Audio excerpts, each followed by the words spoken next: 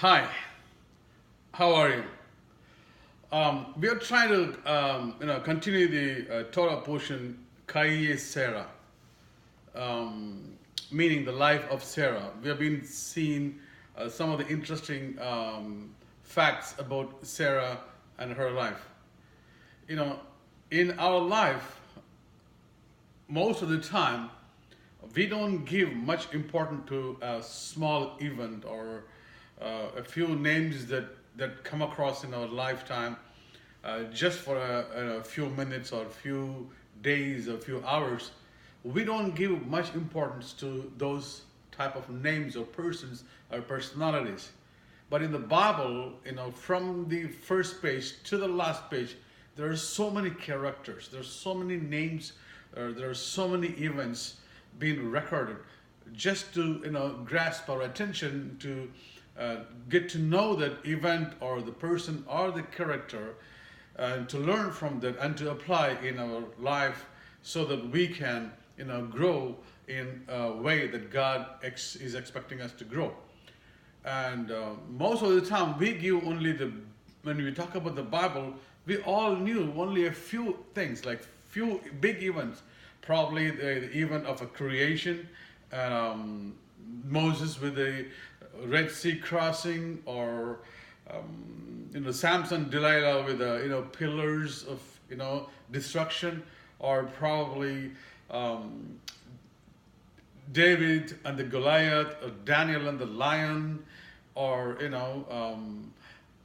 the biggest events that it right away come across in our minds are these stories. In the New Testament era, we have a lot of stories about Jesus and his miracles. So these are the things only right away come across our minds, and we think, and we usually don't want to pay attention to the small and the smallest events or names or personalities. But God very carefully records each and every single name and the single person and what they did, how they played a role, big role in the biblical stories. And it is not even a story, it is a history. So we must pay attention to that one. We must pay very careful attention to those type of individuals or the individual, standalone events, which is very important. In the life of Sarah, there is one character called Eleazar. You might have not seen the name very often in the Bible, but it says in the Bible, when you read in the Genesis about the Eleazar, there are a couple of Eleazar there. Even Moses names his second son as Eleazar when he was in the land when he was coming out.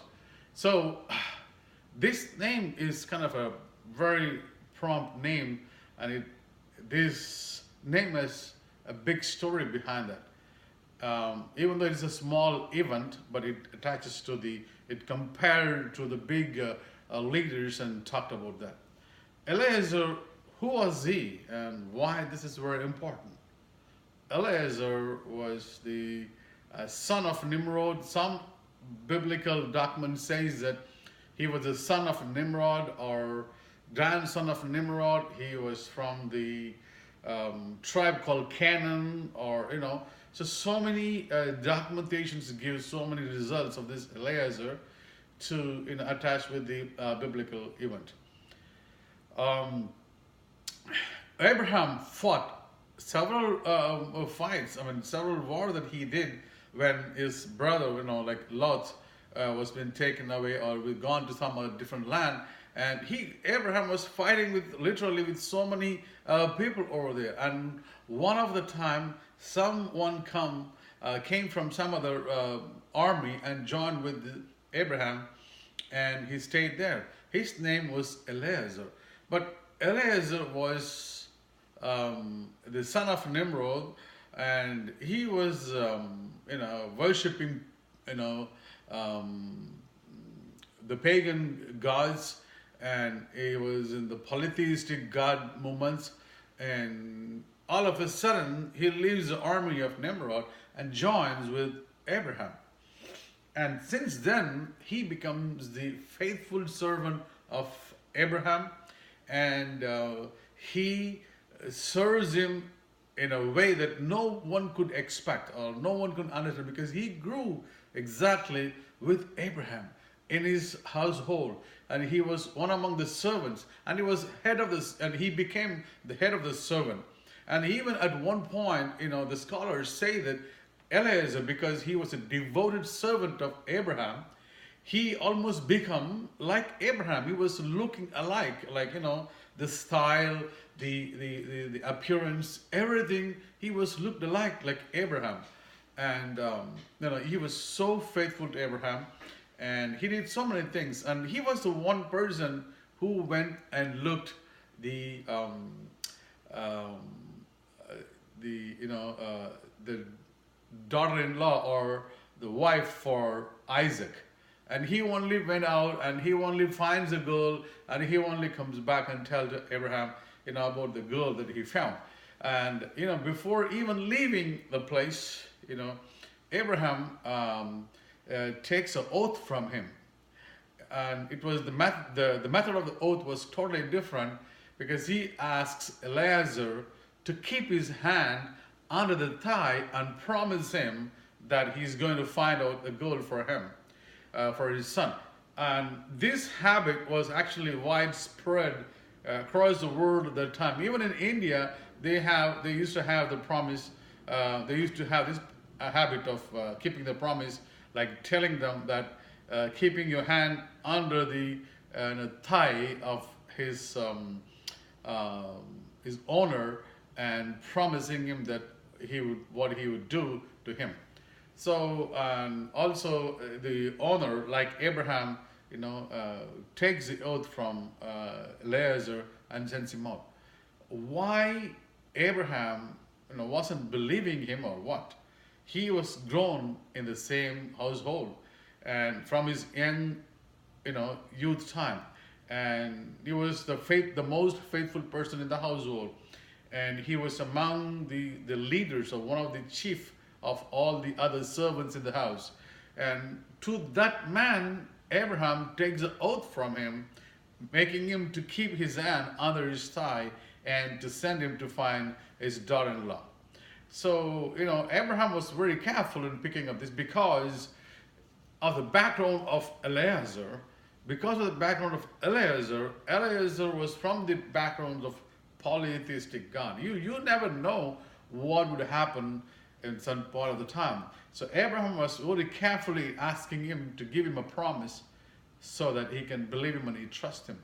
But Eliezer kept his promise, and he did what he was supposed to do. He found the girl and comes back and tells to Abraham.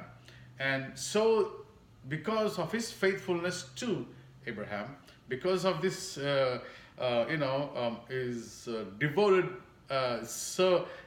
servantship to Abraham, Eliezer was almost lifted above and almost equal to Messiah, Moses. That's what the Bible talks about. Eliezer was being talked about. His name was lifted up to Moses. That's unbelievable thing, because it doesn't mean that you have to be more knowledgeable or more wisdom packed, or or skilled or talented, or more wealthy background. But God picks up the smallest people on this earth under the sun, and he lifts them up because of their faithful commitment to their ownership or to their masters. That's what this Bible teaches in the Chaiye Sarah life, because Eliezer was one of the best servant who served Abraham. So powerful person, and Abraham trusted him to have one of his men in the household, and he was having all the authority and power to rule the house of Abraham. So in our life also, we might think that I'm very small person, I don't have any skill, or I don't have any knowledge, or I don't have any wealth behind me. I cannot able to do this many things like other people does, and I'm not equipped to do that one. It doesn't matter in life. This is very, very wrong concept in the Christianity. People always fight.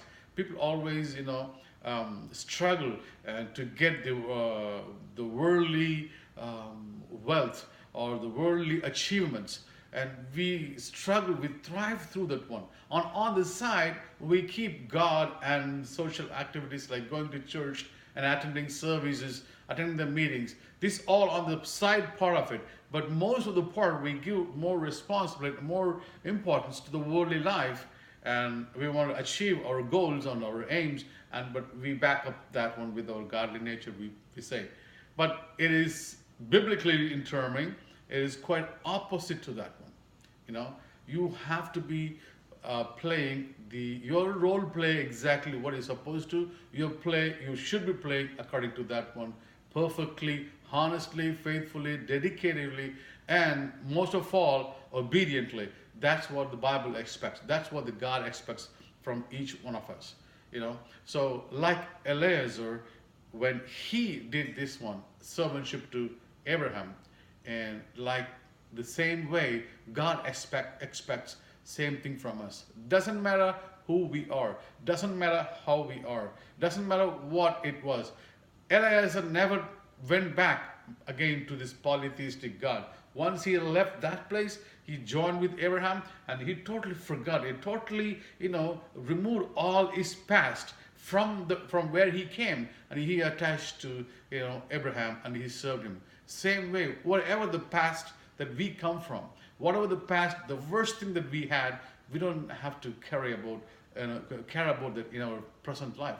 We need to move on, because the God, one who we serve or one who we believe is the most powerful, is an omniscient, omnipotent, and and is the omnivalent. He is the God, who is the Lord of Lords and King of Kings, and He's the Lord of Hosts. So He is the creator of this world. Everything under the sun and above the sun being touched by Him and created by Him. So we should not be belittling Him in small matters. So we need to, obey to His words, or we need to obey to His commandments, and we need to obey to His will, so that we need to submit ourselves to understand what is the will that He has on me, how I can move from here. Like Eliezer, then we have to be the most obedient servant of God, so that God can lift us in timely fashion where we are supposed to be. So, life of Sarah is full of small incidents. There are so many stories around that one. Probably I might come up with the next time how the names of Sarah and Abraham being converted into Abraham and Sarai. So, but I need to, the conversion of the name was so interesting, and I'm going to come, I will talk about that one in my next Torah portion. But until then, be safe and be happy and be peaceful, and I'll come back with another Torah, and I will see you then. Shavuot Tov, Shalom, peace.